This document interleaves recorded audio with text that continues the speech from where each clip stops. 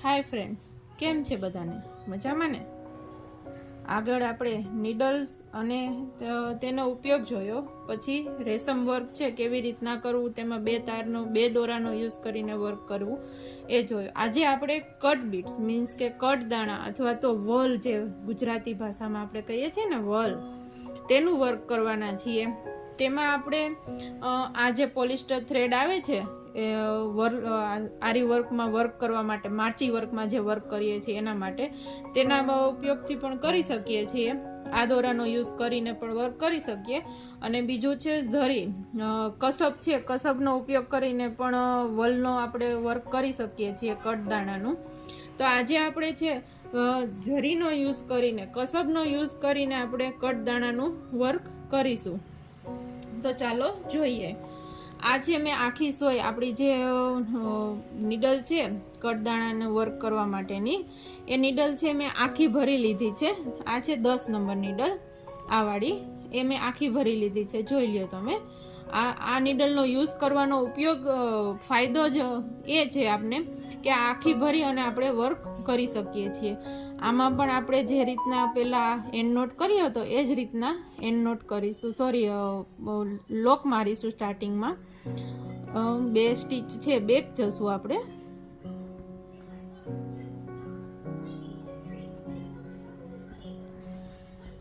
આ રીતના, અને પાછા રિટર્ન આવીશું.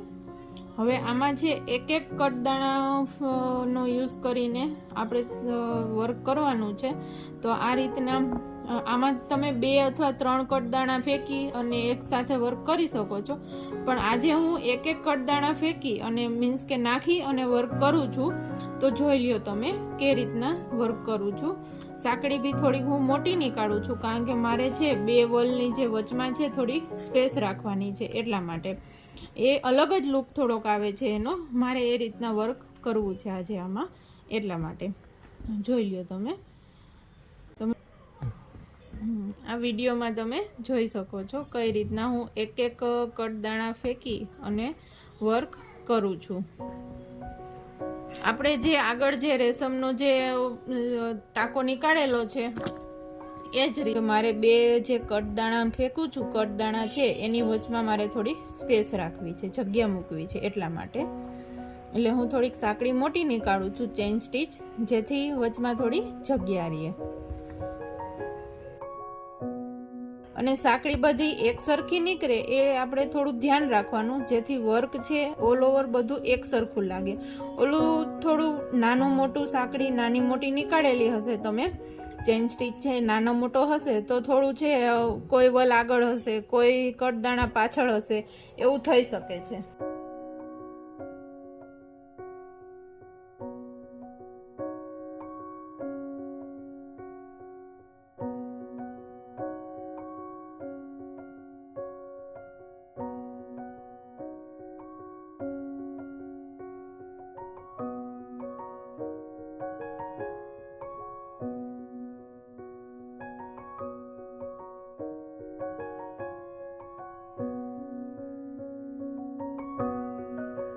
મેં છે આખી સોય ભરી અને વર્ક કરું છું, જેથી એક કટદાણો સોયમાં લઈને વર્ક કરવાથી ઘણું વાર લાગી શકે છે. એટલા માટે હું આખી કટદાણાની આખી સોય ભરી અને એક આંગળીએથી કટદાણા છે લોક કરી રાખું છું, અને બીજી આંગળી 2 આંગળીનો યુઝ કરી અને વર્ક કરું છું. જો તમારે બી એ રીતના શીખવું હોય તો ઓફલાઈન ક્લાસ ચાલુ છે, તમે કોન્ટેક્ટ કરી શકો છો.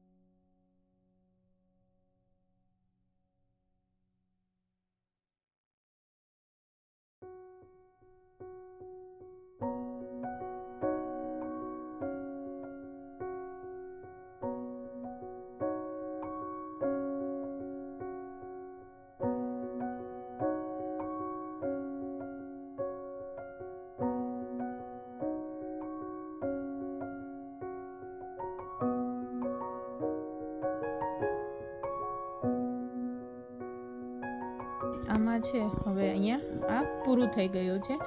જે રીતના આપણે રેશમમાં એન્ડ નોટ કરેલો હતો એ જ રીતના આમાં બી એન્ડ નોટ છે એ કરવાની ટેકનિક આ જ છે.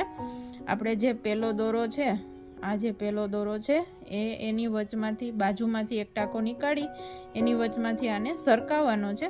પછી આ જે દોરો છે એને મૂકી દેવાનો અને એની વચમાંથી આ જે આગળનો દોરો છે એને પકડી લેવાનો આ રીતના અને ખેંચી લેવાનો અને પછી નીચે થોડું ખેંચી લેવાનું એટલે એન્ડ નોટ થઈ ગયો ક્લિયરલી. Thank you parents.